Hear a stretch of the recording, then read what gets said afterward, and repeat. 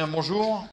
L'autre exemple qu'on peut essayer de regarder, c'est-à-dire je le repousse systématiquement, parfois je ne prends même pas la peine de le traiter, mais il nous reste un peu de temps. Voilà, donc je vais en dire deux mots quand même. Ce sont les éléments permettant de représenter du texte. Et notamment, alors non pas les text fields et les text area qui n'ont pas beaucoup de mystère, mais toujours pareil, des éléments graphiques de swing qui permettent de représenter du texte, mais structuré. Alors, qu'est-ce que c'est que du texte structuré? Bien sûr, ça peut être du... Alors, on a différents types de structures. Enfin, d'ailleurs, en swing, on ne parle même pas de texte structuré, on parle de texte stylé. Bon, je ne sais pas ce qu'il faut vraiment dire là-dessus, mais il peut être à la fois structuré, puisque ça permet de représenter effectivement du texte, notamment HTML. Il y a un support minimal d'HTML dans Java, pour certains éléments. Par exemple, vous pouvez mettre du code HTML dans des JLabels ou dans des JButtons, mais faites attention, c'est un HTML assez limité, vous n'irez pas très très loin. Je crois que le HTML qui est supporté, c'est du 3.2, donc c'est vraiment ancien. Donc en gros, limitez-vous aux éléments très ordinaires de mise en gras, italique et je sais pas quoi, passage au paragraphe. N'essayez pas de faire des trucs subtils de HTML. Bon, pareil pour le rendu de texte. Vous allez voir qu'il y a des éléments qui permettent de rendre du texte HTML. Bon, c'est pareil, c'est du HTML 3.2, donc c'est un peu élémentaire, mais c'est comme ça. Mais donc ça, c'est effectivement, on peut le voir comme du texte structuré, si ce n'est qu'en réalité, bien sûr, la structure là qui nous intéresse quand on fait du HTML 3.2, c'est plutôt du style. Il s'agit plutôt de structurer le texte pour lui fournir un style, hein, et non pas se rapprocher de la vision XML des choses, où on veut vraiment structurer le texte, et puis le style, il est ailleurs. Bon. Et il y a d'autres types de textes qu'on peut, enfin d'autres types de styles, de textes stylés ou de documents stylés, comme Java les appelle. Il y a aussi du RTF, qui est un autre moyen de baliser du texte pour obtenir du style sur ce texte. Donc, je sais pas quoi, gras, italique et ce genre de choses, taille de police et police. C'est essentiellement ça, l'usage de ces objets. Alors, on va regarder ça. Peut-être qu'on va essayer de fabriquer une interface. Donc les objets, oui, pardon, pour revenir là-dessus, les objets dont je suis en train de parler sont TextPane. Alors, où est-ce qu'il traîne? Chez TextPane. Et puis, alors, hein, donc je reviens de base, les objets que vous utilisez la plupart du temps pour représenter des textes, c'est TextField, quand c'est simplement une chaîne de caractères, enfin, disons une ligne. Et puis TextArea, quand c'est un ensemble de lignes de chaînes de caractères. Bon, mais les objets dont je suis en train de parler, c'est TextPane, et puis l'autre, son cousin, qui est le JEditorPane. Où est-ce qu'il traîne? Hop, je l'ai vu ici, JEditorPane. D'accord? Qui sont d'ailleurs liés tous les deux dans la hiérarchie des objets Java, puisque comme vous le voyez, JTextPane, c'est en fait une sous-classe de EditorPane.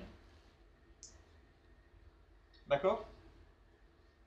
Alors, comme il est indiqué ici en première phrase en fait, de la documentation de EditorPane, c'est que ça vous permet simplement de représenter différents types de contenus. Alors, type au sens de type textuel. Hein. On va représenter systématiquement des données textuelles, mais il y a différents types de représentation de données textuelles, notamment stylées, hein, avec du style. Donc, de base, ce qui est fourni, c'est essentiellement HTML, RTF, ou ce qu'on appelle le plain text, c'est-à-dire du texte sans style. Alors, on va écrire un petit bout de code pour faire ça.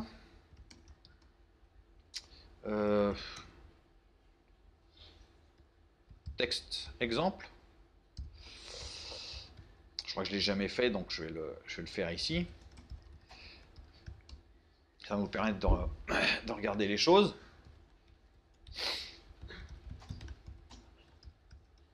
Donc, on va d'abord créer une petite interface, donc vraiment très réduite.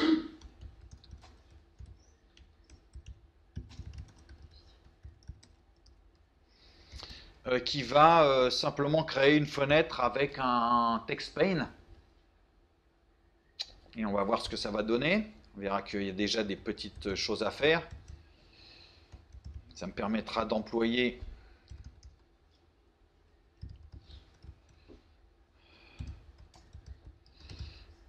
enable. Donc ça c'est comme toujours, il vous faut créer une interface à l'intérieur d'un appel à invoke later ou invoke and wait si vous avez vraiment besoin de synchronisation forte.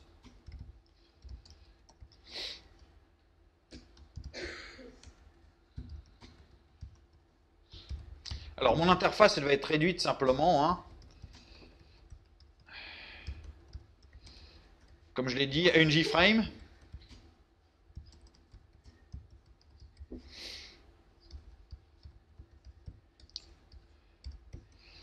Et puis, ce dont j'ai besoin, c'est un TextPane. Hein, je vais prendre le plus riche, en fait. TextPane est plus riche que EditorPane.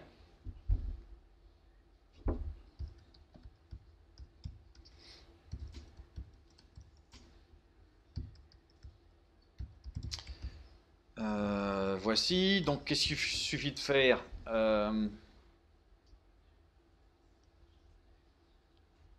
Tiens, ça va me permettre d'introduire un autre mécanisme après. Alors, on va voir. On va faire ça. Et puis, je vais être obligé de faire une petite digression au passage. Qu'est-ce que je fais? Je fais comme d'habitude, donc un get content pane.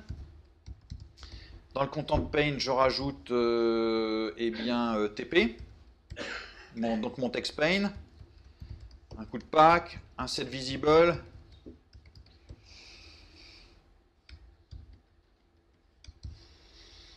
Ça devrait marcher.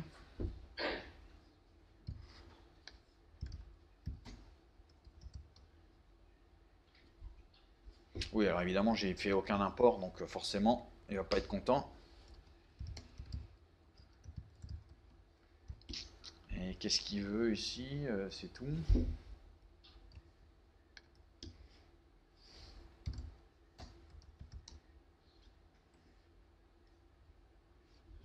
Très bien. Donc évidemment, quand ça s'exécute, comme j'ai fait le pack, j'ai une fenêtre de taille très minimale. Bon, comme vous le voyez, j'ai bien ici un objet dans lequel je peux taper du texte. Alors il y a un défaut à cette application. Alors d'abord, bien sûr, c'est un objet textuel dans lequel j'ai le droit à plein de raccourcis déjà pour faire mes couper-coller. Hein. Donc je peux, je sais pas quoi, couper du texte, aller ici, le coller autant que je veux. Donc il y a des fonctions d'édition de base qui existent déjà. Hein. Ça c'est normal. Bien sûr, on peut changer le mapping de ces fonctionnalités, c'est-à-dire si les raccourcis standards ne vous conviennent pas, vous pouvez changer, rajouter, enlever des raccourcis pour certaines fonctionnalités compliquées, peu importe. Je fais un peu l'impasse là-dessus parce qu'il faudrait employer un autre cours aussi sur les mappings clavier. Si ça vous intéresse, ce qui est caché derrière, ce sont les action maps et les input maps. Vous trouverez des exemples probablement sur le web qui sont corrects. Alors, il y a deux défauts là déjà à cette application, avant même de parler de style, de voir comment est-ce qu'on va pouvoir manipuler ces choses-là. C'est, bien sûr, vous voyez que quand je retaille ma fenêtre, d'abord, j'ai perdu, enfin je ne vois pas l'intégralité de mon texte, et ce qui est, alors ça c'est normal, mais surtout ce qui est ennuyeux, c'est que même si je me déplace, je ne vais pas avoir de scroll évidemment, puis j'ai même mon curseur qui a disparu, mon curseur d'édition, là je vais remonter, voilà, il réapparaît, vous le voyez, il est là, il traîne, c'est pas forcément très visible, mais j'essaie de le déplacer pour que vous le voyez, hein. Donc il disparaît. Ça c'est simplement parce qu'évidemment j'ai pas pris la précaution d'intégrer mon text pane dans un objet qui me permet de faire du scrolling automatique. Hein, là c'est qu'a priori j'ai un objet qui est plus grand que ma zone de visualisation. Et ce que j'aimerais bien avoir, c'est un objet intermédiaire qui me permet de me déplacer, d'avoir une fenêtre de déplacement sur cet objet. Hein. Donc ça, c'est un scroll pane, on peut le réparer déjà. Ça va être la première opération à faire. Donc pour le réparer, ça c'est facile. Je crois que j'ai jamais employé ici de JScroll pane. Enfin, ah, peut-être que si, donc c'est pas très grave, on va le faire. Scroll pane. Voilà, donc je crée un objet JScroll pane. En fait, c'est le JScroll pane que je vais rajouter dans la JFrame, et puis mon text pane, il va être dans la scroll pane. Donc c'est là. Alors pour le faire proprement, il faut l'ajouter dans le viewport du scroll pane.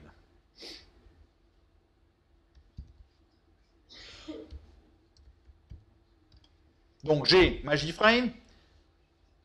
À l'intérieur de la JFrame, enfin par-dessus si on veut, j'ai le content pane. Dans le content pane, j'ai mis une scroll pane. Et puis à l'intérieur de cette scroll pane, j'ai dit que la zone de visualisation qui était gérée par cette scroll pane, donc cet objet qui va permettre de scroller, ça va être le text pane. D'accord? Donc là, bien sûr, je vais avoir... Pourquoi est-ce qu'il râle? Get viewport, qui est pour râle TP. Ah oui, bah forcément, j'ai pas créé TP, ça risque pas de marcher. Et puis scroll pane et pas scroll pane. Voilà.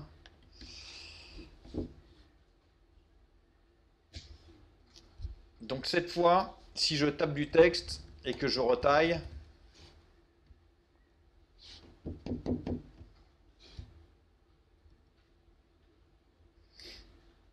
on devrait avoir, hein, comme on le voit ici, j'ai bien la barre de défilement qui est apparue et qui me permet de me déplacer dans le texte comme bon me semble. Bien sûr, j'ai aussi un défilement horizontal si c'était nécessaire. On le voit ici, qui me permet de me déplacer. Bon, ça c'est la première chose que je souhaitais corriger, mais il y en a une autre en fait. Il y en a une autre qui n'est pas forcément sympathique et qui va me permettre d'introduire un mécanisme plus général. C'est, vous voyez, quand je lance mon application, alors certes j'ai fait pack, très bien. J'ai fait pack, donc évidemment, enfin je dis très bien, j'ai obtenu une taille qui n'est pas très agréable, donc à chaque fois je suis obligé d'agrandir ma fenêtre. Donc effectivement, je pourrais me passer de pack et décider par exemple que la fenêtre par défaut, elle fait 100 par 100. Hein,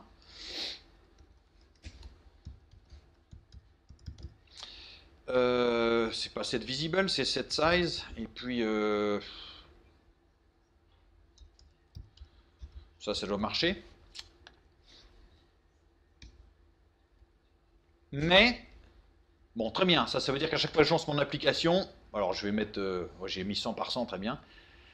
À chaque fois que je la lance, hein, bien évidemment, j'ai une zone ici qui fait une taille de 100 par 100. Bon, très bien, je considère, c'est peut-être pas forcément suffisant, peu importe, c'est pas ce qui m'intéresse ici. Mais vous voyez que effectivement, je considère là que pour l'usage dont j'ai besoin, c'est pas suffisant. Donc, vous voyez l'opération que je fais à chaque fois, c'est que je vais agrandir ma fenêtre, puis je vais enfin décider de travailler dedans. Je fais ma saisie. Bien sûr, si je relance l'application, le premier effet, c'est qu'évidemment, ça revient en taille 100 par 100. C'est normal, c'est ce que m'indique le code.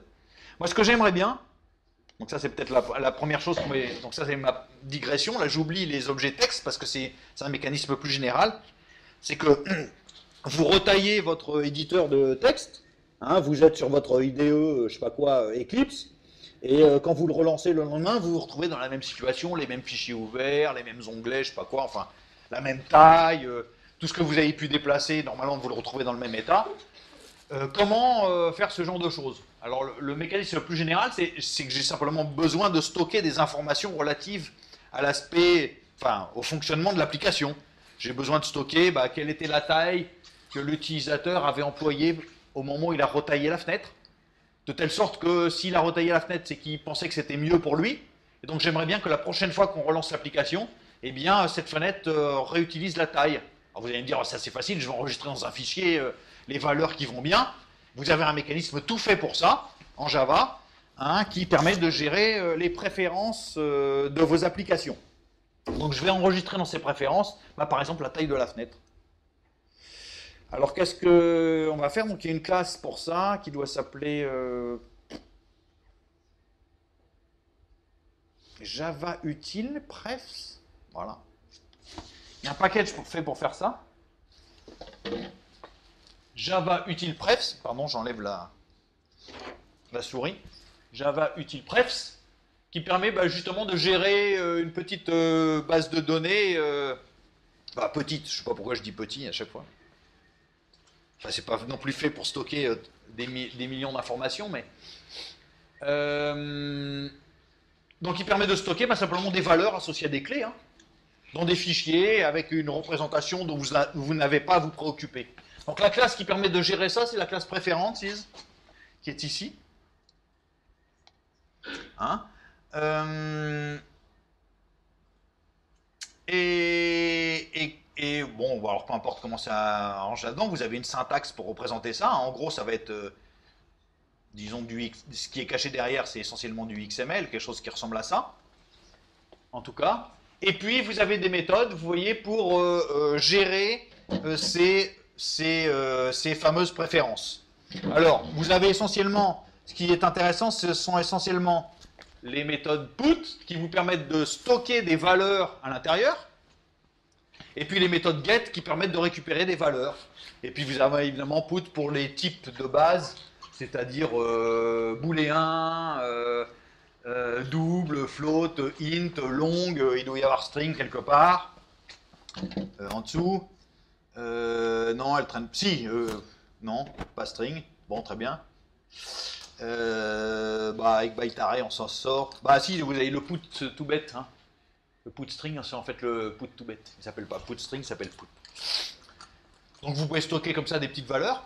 Et puis, vous avez les méthodes symétriques. Hein. Vous avez get qui vous permet de récupérer des valeurs stockées. Donc, vous voulez stocker dans votre base de données un objet flottant. Bah, vous faites put float dans cette préférence, donc on va voir comment est-ce qu'on obtient un objet préférence. Vous lui associez une clé, donc c'est une clé qui va représenter la valeur qui va être stockée, évidemment. Et puis la valeur, hein, vous fournissez la valeur derrière. Pour get, vous allez voir aussi qu'il y a deux paramètres, mais c'est parce que pour get, vous allez avoir la valeur par défaut. Hein, par exemple, si je fais un get int, donc bien sûr j'ai la clé pour récupérer la valeur associée à cette clé-là, dans la petite base de données. Mais si cette clé n'est pas encore présente, bah vous avez la possibilité de spécifier une valeur par défaut. C'est aussi bête que ça. Donc tant que vous n'avez pas de stocké de valeur, c'est pas grave, vous pouvez tenter de récupérer la valeur et le mécanisme est suffisamment souple pour que si la valeur n'existe pas, eh bien il va utiliser simplement la valeur par défaut que vous avez précisée. Donc c'est exactement ce que je vais faire moi. Je vais interroger cette petite base de données pour connaître les préférences pour l'utilisateur concernant la largeur et la hauteur de la fenêtre. Et puis je vais mettre comme valeur par défaut ce que j'ai mis tout à l'heure, c'est 100 et 100. Et puis on verra que de temps en temps, il faudra bien sûr que j'enregistre des valeurs dans cette base de données. Alors comment est-ce qu'on construit une base de données? Alors le plus simple c'est de prendre, ça c'est assez standard, hein, c'est de récupérer, vous voyez qu'il y a une méthode statique, donc il y a une factory pour les préférences Java, qui s'appelle userRoot. En fait vous avez deux types de préférences qui sont fournies en Java. Donc des préférences qui sont basées utilisateur par utilisateur. C'est qu'évidemment, si vous avez deux utilisateurs sur votre machine, bah, on ne voudrait pas qu'ils partagent forcément les mêmes préférences en ce qui concerne Eclipse. Ils ont chacun leur propre utilisation. Mais on pourra avoir aussi, hein, on pourrait très bien imaginer des applications pour lesquelles il y a des paramètres globaux à cette application. Ils doivent être valables pour tous les utilisateurs. J'en sais rien, hein.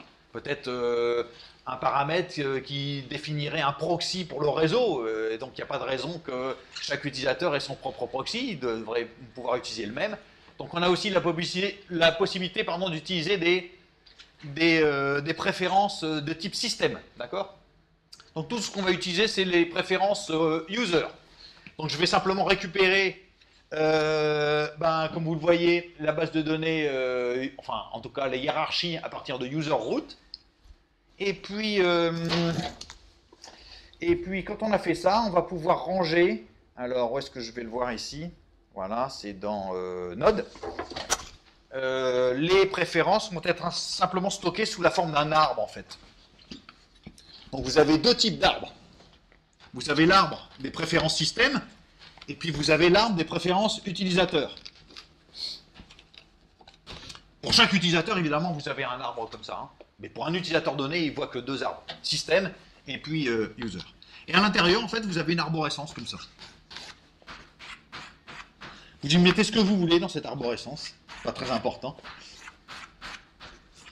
Mais en général, ce qu'on va faire, c'est que vous allez utiliser un chemin pour décrire votre application. Vous avez une partie du chemin qui décrit l'application. Et puis à l'intérieur, ça peut être une arborescence aussi compliquée que vous voulez, hein, mais Là, on va se contenter simplement de mettre des valeurs, des ensembles de clés valeurs. Même si on pourra avoir une arborescence à l'intérieur de l'application. Donc on va décrire ça, et c'est le but de la fonction node. Donc là, c'est exactement comme pour les valeurs. C'est-à-dire, si un nœud n'existe pas, ça n'a aucune importance, ne vous en préoccupez pas. Le système Java va créer le nœud quand c'est nécessaire. Enfin, il va créer toute l'arborescence qui va bien à chaque fois que vous allez l'employer. Donc, je vais me créer des préférences. Vous allez voir, c'est pas très compliqué. Je vais faire comme ça. Je vais supposer qu'il y a déjà des... Donc, évidemment, 100 et 100, ici, je veux les remplacer par des valeurs à leur largeur. Donc je vais déjà prendre une largeur. Alors, pour récupérer ces valeurs largeur, c'est justement ça que je veux faire. Je vais prendre les préférences. Donc je vais récupérer les préférences Java. Je vais récupérer le nœud de l'arborescence des préférences utilisateurs. Donc là, je récupère le user root. Une fois que j'ai fait ça, alors il faut que je regarde l'API, mais je vais prendre les nodes, donc il n'y a aucun souci. Je vais récupérer le nœud. Je vais définir un nœud pour mon application, ou plusieurs nœuds. Alors je sais pas, je vais prendre les... Allez, pourquoi je vais pas faire ça? Je vais faire un truc comme ça. Comment est-ce qu'elle pourrait s'appeler mon application? Mon app. Ok. Donc ce nœud sera créé s'il n'existe pas, c'est ça que ça veut dire. Et puis à l'intérieur, donc ce que j'ai récupéré évidemment, c'est qu'un nœud, ça récupère des préférences. C'est une arborescence de préférences. Et puis au bout d'un nœud donné, vous pouvez récupérer des valeurs. Donc c'est exactement ce que je vais faire ici. Je vais aller chercher dans largeur. Donc je vais utiliser getInt. Alors pour faire ça, je vais d'abord me créer des clés. Donc il faut que je me crée 2 clés pour largeur et hauteur. Donc la clé largeur, je vais l'appeler largeur, c'est bête. Et puis la clé hauteur, je vais l'appeler hauteur.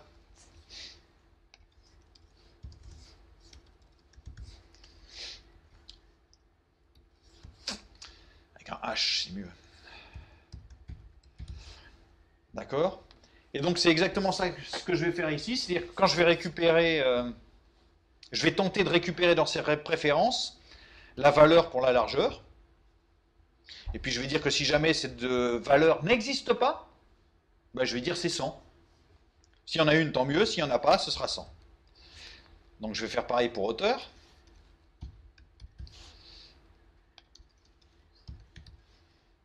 Voilà, et puis simplement, largeur et hauteur, ce sont des valeurs que je vais employer ici pour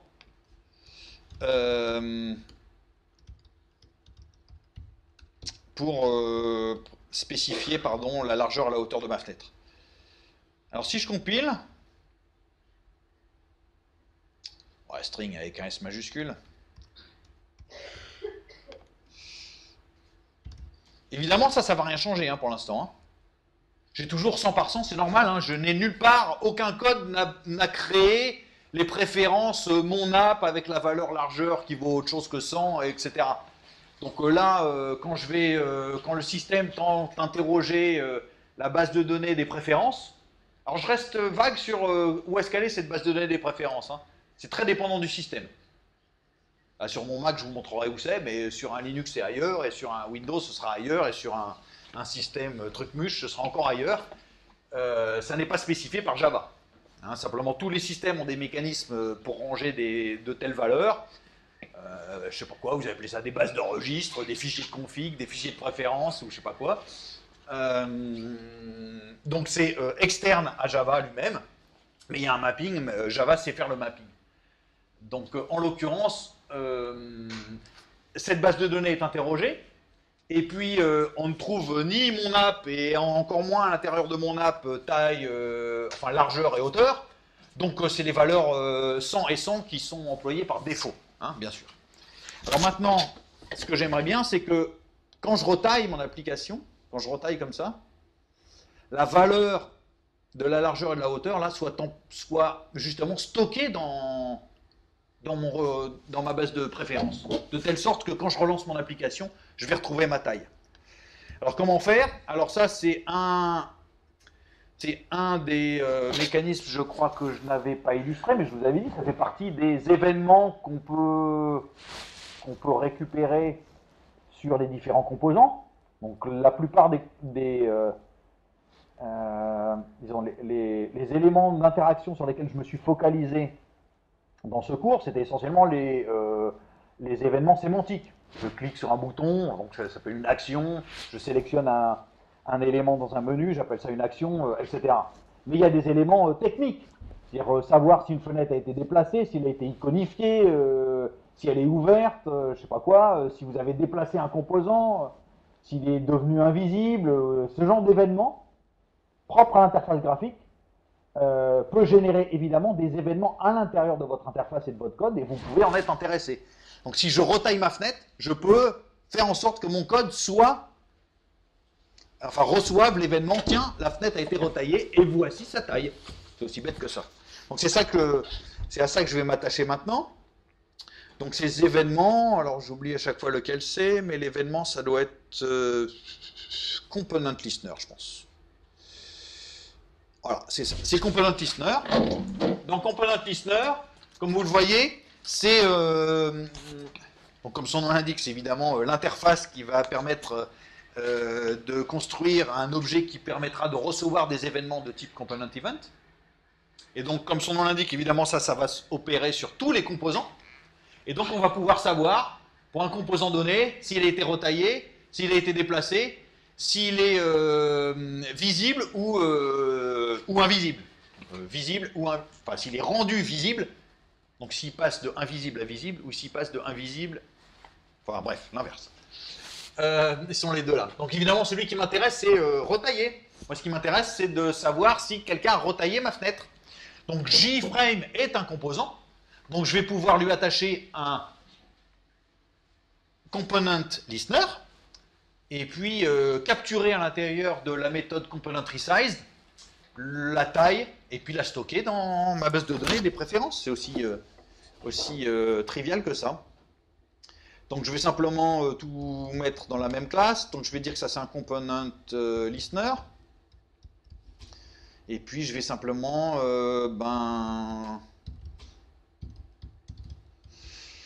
implémenter les 4 méthodes.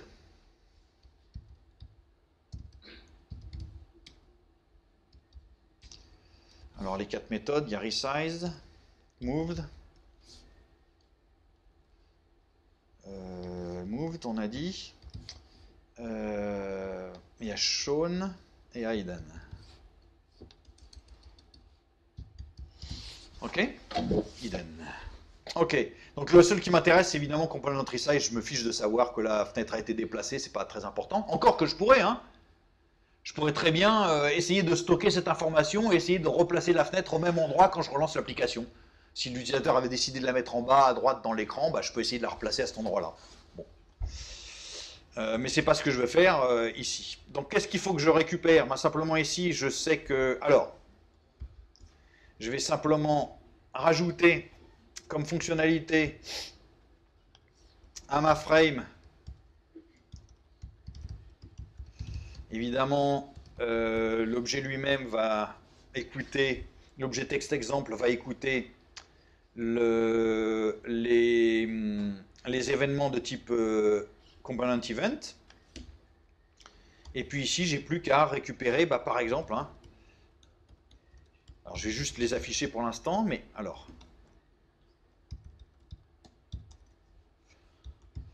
Je vais récupérer la source. Rappelez-vous qu'à tout événement correspond une source. Donc là, je sais dans mon application que la source, c'est une JFrame, puisque j'ai attaché ce component listener à une JFrame. Donc nécessairement, la source sera une JFrame. Je fais le cast qui va bien. Et puis ici, simplement, ce que je vais faire, je vais simplement afficher la taille. Get size, je ne sais pas trop si ça existe. Ouais. Il faut que je fasse les imports adéquats, donc il doit y avoir des events. Et puis, qu'est-ce qu'il me faut d'autre? Ça va suffire.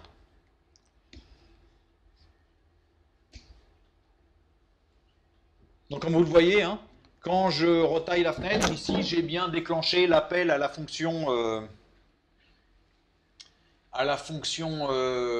component resize, et puis j'ai affiché la taille de la fenêtre. Alors évidemment, hein, à chaque fois que... Enfin c'est comme les mouvements de la souris, hein, c'est pas juste quand je m'arrête et que je relâche, c'est à chaque fois que la taille a été modifiée que cette fonction est appelée. Donc voilà, c'est dynamique. Donc il suffit simplement, comme vous le voyez, de récupérer les valeurs qui sont ici, puis simplement de les stocker dans la base de données des préférences.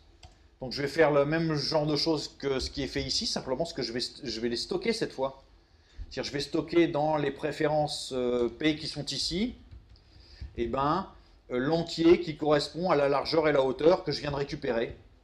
Donc pour la largeur, j'ai récupéré quoi? Je prends get size et puis get width. Hop. Donc je récupère la largeur de la fenêtre et je le stocke dans la base de données des préférences en tant que largeur. Et puis pour la hauteur, même punition.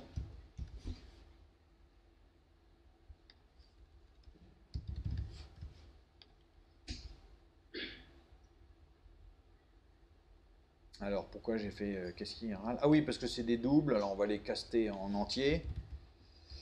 Voilà.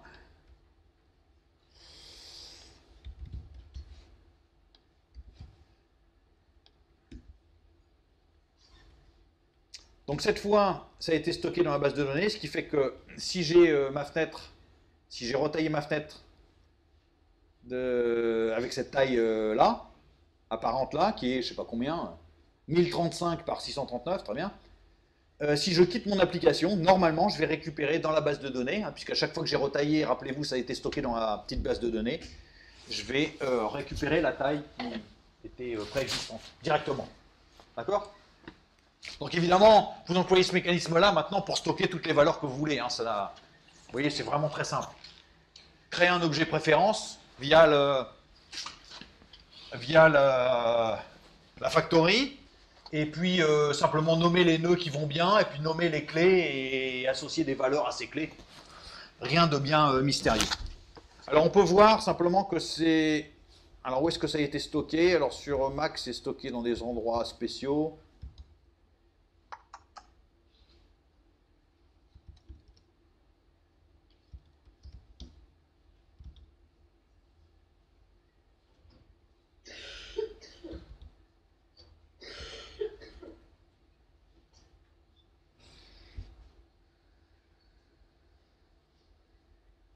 Ça doit être celui-ci. Alors, ça stocke ça dans une base de données un peu spéciale sur Mac, dans un fichier. Il centralise toutes les préférences des applications Java utilisant ce mécanisme-là, hein, dans un fichier particulier chez moi, sur ma machine, et qu'un fichier plist. Bon, c'est du XML, mais on ne peut pas l'interpréter directement ici, c'est du XML compressé, donc je vais simplement comme Apple, vous allez voir, Java, on va retrouver les...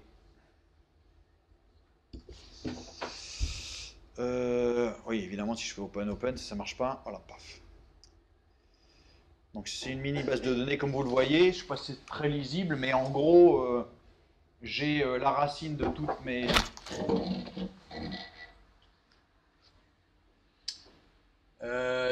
bases de données, de préférence d'application Java. Et donc je retrouve mon app. Hein. Vous vous souvenez, quand j'ai créé... j'ai récupéré le user root. Donc le user root, c'est ce qui est ici. Et puis ensuite, j'ai créé un nœud qui s'appelait mon app. Et bien si je déplie le nœud mon app, je vais voir dedans qu'il y a, tiens, comme par hasard, largeur 1035 et hauteur 639. Voilà. Donc je n'ai pas à me préoccuper du format. C'est du XML qui est caché derrière. Là, c'est un petit outil qui me permet d'interpréter ce XML et de le visualiser de façon un petit peu plus agréable. Mais je me suis complètement affranchi de ces histoires de syntaxe, de représentation de données et de localisation de ces données-là. D'accord? Bon, ok, j'ai résolu mon problème, je suis content. j'ai une application qui retrouve des valeurs d'une invocation à l'autre, donc ça c'est pas mal. Donc je vais revenir à mes petits moutons, c'était les histoires de texte et les histoires de texte. Donc qu'est-ce que je veux faire maintenant? J'ai dit que TextPaint et EditorPaint, ça permettait de représenter du texte stylé. Alors il y a plusieurs types de texte stylé, comme j'ai dit. Il y a le texte plain qui fait pas grand-chose. Il y a le texte RTF et puis il y a le texte HTML. Donc on va prendre le texte HTML, ça ira très bien, ça vous montrera. Bien sûr, vous avez toutes les interfaces prédéfinies pour faire tout type de structure que vous voulez, hein. Il n'y a aucun souci, vous pouvez définir vos propres types de documents stylés, vos propres formats à vous, vos propres modes d'édition, tout. C'est un peu compliqué, ça sort un peu du... Enfin, il faudrait, là, pour le coup, peut-être plusieurs séances pour y arriver, mais ici, je vais simplement vous montrer. La première chose que je souhaite faire, c'est rajouter une fonctionnalité qui me permet de représenter du texte en gras. Alors, la première chose, c'est que... alors, je vais le faire ici, TextPaint. Il se trouve que pour les TextPaint, on peut spécifier le type de texte qui va être manipulé par cet objet-là. Donc si je dis rien par défaut, j'ai du texte vraiment très ordinaire, mais j'ai le droit de spécifier par exemple le type de texte qui va être manipulé. Alors il faut faire attention à ce que ça signifie quand je mets texte/html.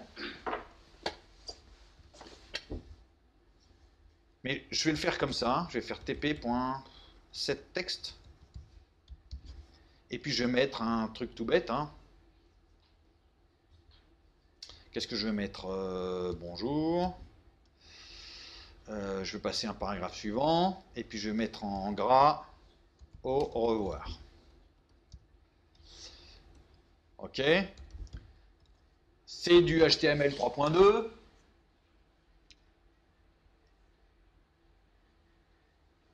Voilà, rien de bien mystérieux, ça doit être correct. On va le compiler. Alors, c'est pas forcément super visible, mais si je zoome, hein, j'ai bien quelque chose. Hein, il y a du texte, pas du texte ordinaire, et puis un texte en gras qui était au revoir, avec un passage à la ligne. Donc ce dont il faut bien se rendre compte, hein, c'est que si le texte que j'ai tapé, enfin, quand j'ai fait le set texte, c'est comme si j'avais tapé du texte, hein. Enfin pas tout à fait d'ailleurs, mais avec set texte que j'ai spécifié, c'est une structure de texte, un texte stylé, une valeur pour un texte stylé. Donc avec des balises HTML. Mais le rendu, vous voyez ce que fait le TextPaint ici, il me fait un rendu qui me rend effectivement le HTML. Je n'édite pas le source HTML. Je vois le rendu HTML du truc. Bien sûr, hein, je peux éditer mon texte, je peux me déplacer dedans, je peux faire des choses, rajouter des éléments. Alors bien sûr, là, je suis un petit peu cuit parce que je peux pas passer en gras, je peux pas enlever le mode gras, je peux pas changer, je sais pas quoi, des styles. Hein, je peux certes éditer le texte, mais vous voyez que c'est déjà pas mal. Là, ce que je suis en train d'éditer, c'est une espèce d'éditeur HTML, hein, de rendu HTML, un éditeur WYSIWYG HTML. Donc c'est assez puissant le TextPaint. Alors, qu'est-ce que je vais faire? La chose que j'aimerais bien, c'est que justement pouvoir le faire dynamiquement, c'est-à-dire passer en mode gras, enlever le mode gras, italique ou pas italique. Donc je vais associer des... comment est-ce que je vais faire ça? Il va simplement falloir que je récupère... Alors, bien sûr, si j'avais programmé tout moi-même à la main, je me serais débrouillé, hein, c'est pas la question. Mais là, comment est-ce que ça se passe? Comment est-ce que les choses ont été programmées là-dedans? Eh bien, il se trouve qu'on va me fournir des actions prédéfinies pour réaliser certaines opérations d'édition. Donc, si je veux passer en mode gras, c'est que probablement il y a une action spécifique qui existe déjà, qui va me permettre de passer en mode gras et de faire une édition Enfin avec la police grasse. La version grasse de la police. D'accord? Donc, ces actions, je vais les retrouver. C'est-à-dire, si je regarde la documentation, alors voyons voir, où est-ce qu'elle est la documentation? Je vais retomber dans Java Xtext. Donc, cette fois, c'est là qu'il va falloir mettre la main dans le cambouis. Le cambouis étant les différents packages, JavaX Swing Text, et puis ces variantes diverses et variées. Donc ça, là-dedans, on va retrouver toutes les classes utilitaires des text pane ou des editor pane, et puis les variantes spécifiques pour HTML, RTF, et voire même les parseurs HTML, si vous voulez parser une variante particulière de HTML, c'est possible de le faire. Vous avez tout ce qu'il faut. Alors, regardons dans HTML. Ah, pardon, j'ai fait une bêtise. Regardons dans HTML les différentes classes qu'on a. Mais en fait, la classe qui m'intéresse, normalement, si je ne me trompe pas, ça doit être l'editor kit. Laissez-moi juste regarder, je vais la trouver. Ouais, je vais la trouver ici. En fait, on a dans. Vous voyez que TextPane et EditorPane, il me fournit des fonctionnalités d'édition. Bon, alors il y a des classes qui sont censées gérer ces modes d'édition. Ces classes sont en fait ce qu'on appelle ce qui est appelé des editor kits. Alors là, j'ai pris le HTML editor kit, mais vous voyez qu'en fait, il existe une super classe de tous les editor kits qui s'appelle le default editor kit, dans lequel il y a. Alors, que fait le default editor kit? Vous voyez, il fait les choses vraiment de base de ce que peut faire un éditeur de texte. Donc, il vous fournit des actions pour couper, coller, insérer, je sais pas quoi, hein, donc on les voit ici. Couper, coller, enfin, ouais, couper, copier, coller, et puis faire différentes insertions. Oh, il faudrait regarder exactement ce qu'elles font. Bip action, je ne sais même pas ce que ça fait celui-là, mais enfin peu importe. Ensuite, vous avez une sous-classe de Default Editor Kit qui vous fournit des actions supplémentaires de style. Bon, par exemple, vous voyez qu'on peut changer la police, changer je sais pas quoi, la couleur, et puis on a de quoi passer en mode gras, en mode italique. Et puis ensuite en HTML, vous avez en plus des fonctions supplémentaires pour contrôler diverses choses sur l'HTML, rajouter une balise. Bon, peu importe. Donc en fait, ce qui m'intéresse, d'ailleurs, c'était pas le HTML Editor Kit, je vais me contenter simplement du style d'Editor Kit, celui qui me permet juste de passer en mode gras ou en mode italique. Donc comme vous le voyez, c'est que en fait, il y a des classes dans l'Editor Kit stylé. En fait, bold action, c'est une classe interne. Hein, donc en Java, vous avez le droit de déclarer des classes dans des classes. Donc dans la classe style d'Editor Kit, il y a un certain nombre de classes qui représentent des actions permettant d'obtenir une certaine fonctionnalité. Passage en gras, passage en mode italique. Rappelez-vous ce que sont les actions. Ça fait un moment qu'on a vu ça, donc je fais un petit rappel, parce que ça fait un moment, puis il y a eu les vacances. Donc les actions, hein, ce sont des objets qui permettent de décrire justement à la fois le listener, les icônes qui sont associées, les textes qui vont vous permettre de faire apparaître les objets sur les boutons, etc. Hein, c'est quelque chose qui abstrait complètement la notion de listener, d'event, etc. Donc simplement, je vais me créer une action bold action, c'est simplement ça que je vais faire. Donc il se trouve que c'est une classe statique de style editor kit bold action, je vais en créer une. Alors on va voir. Alors je vais prendre ça. Alors, qu'est-ce qu'il faut que je fasse? Ah oui, la première chose que je vais faire, je vais faire un menu. Je vais rajouter un menu dans lequel il y aura de quoi passer en gras, par exemple. Donc, dans mon application, je vais créer un menu. Donc, je vais faire un J-menu bar. Ça, c'est la première chose. Il me faut une barre de menu. Il me faut un menu.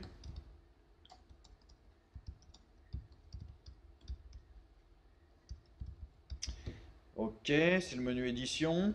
mb.add m. Donc je rajoute le menu dans la barre de menu. Il faudrait aussi que je rajoute la barre de menu dans la frame.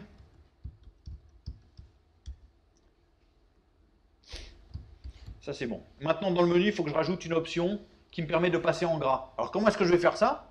Et bien justement, je vais récupérer une action, l'action qui correspond au style d'Editor Kit Bold Action. Alors c'est une action, je vais l'appeler action, pardon. Je vais l'appeler action G, puisque c'est pour passer en gras. Donc je vais simplement l'instancier, donc je vais prendre un style Editor Kit Bold Action. C'est une sous-classe, donc je vais l'instant Bold Action. D'accord? Et ça, hein, là-dedans, il y a tout ce qu'il faut pour représenter justement l'action. Donc il y a la fonctionnalité là-dedans, hein, bien sûr, il y a le action perform qui fera ce qui va bien, etc. Et puis, qu'est-ce qu'il suffit de faire ici? Ça devrait marcher. Et ben, il suffit d'ajouter dans le menu M l'action G. Alors déjà ça.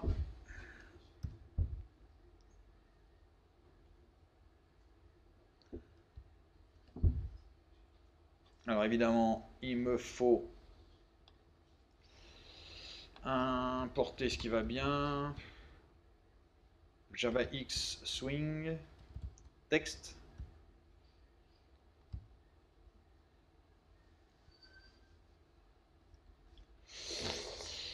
Ouais, c'est bon. Ça suffit.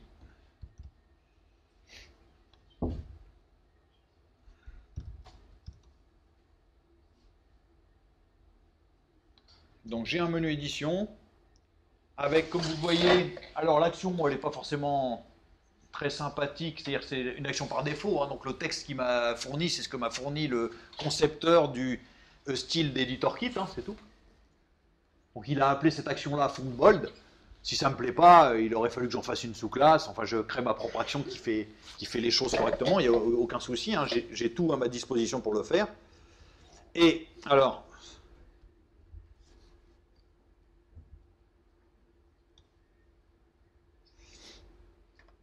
bah, vous voyez que donc je l'ai déclenché. Si je la réenclenche, bah, je passe dans l'édition. Alors, je suis désolé, c'est pas super visible. Moi, je le vois bien sur mon écran, mais la définition est pas très sympathique ici. Mais en fait, j'avais déclenché l'option du menu. Donc, comme j'étais déjà dans le mode gras, je suis repassé en mode normal. Puis, j'ai réenclenché ici le menu font bold. Donc, je suis repassé en mode gras. Vous voyez que il suffit que j'aille piocher les différentes actions qui m'intéressent et qui sont fournies par défaut, ou d'en créer moi-même. Et puis voilà, j'ai un éditeur WYSIWYG ici qui me permet de passer en mode gras. Alors la dernière chose à faire, c'est bien sûr d'essayer de récupérer ce texte-là et de le sauver éventuellement dans un fichier HTML si je veux. Bah, ça, il n'y a aucune difficulté. Hein. Si je fais un getText, je vais récupérer toutes les valeurs qui me conviennent. Donc si par exemple,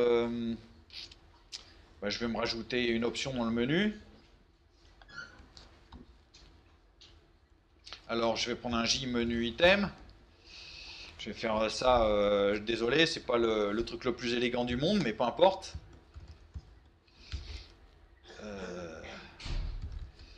Voilà. Donc dans mon menu, j'ajoute MI. Et puis à MI, il faut que je fasse un Add Action Listener.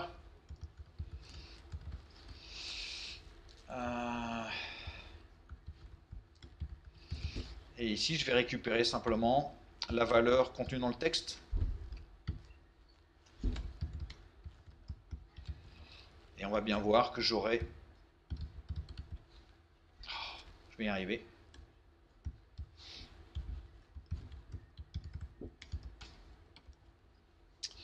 Donc ici, il faudrait simplement, comme j'ai besoin du texte, je vais le mettre en...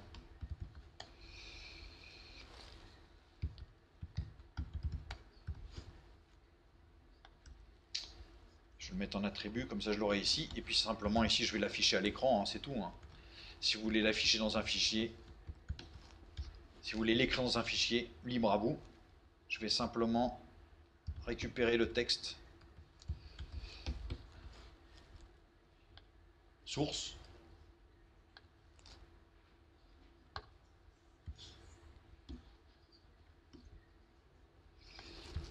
Donc ici j'ai mon texte, je suis repassé en bold, j'enlève, j'ajoute du bold, enfin peu importe.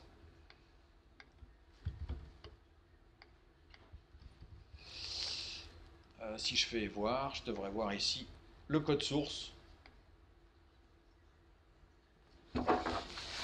Bon, c'est pas du HTML très propre, c'est normal, hein, j'ai pas fait les choses très correctement, mais peu importe. Ça, c'est le HTML qui a été produit par l'édition que je viens de réaliser. Bon, alors comme je vous l'ai dit, je crois que j'ai à peu près couvert tout ce qui allait bien. Et puis, donc on va s'arrêter là.